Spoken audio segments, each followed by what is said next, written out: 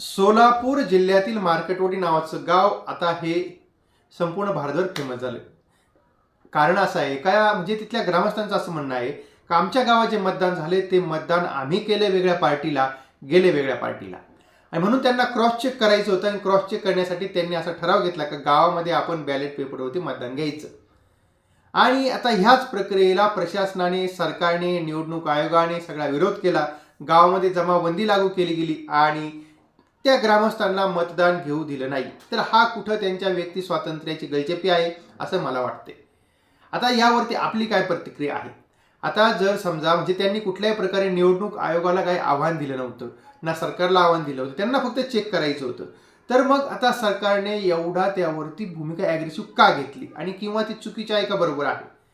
आणि परत निवडणूक आयोगाची सुद्धा भूमिका चुकीची आहे का बरोबर आहे, ते आपण खाली कमेंट्समध्ये यायला बिलकुल विसरू नका.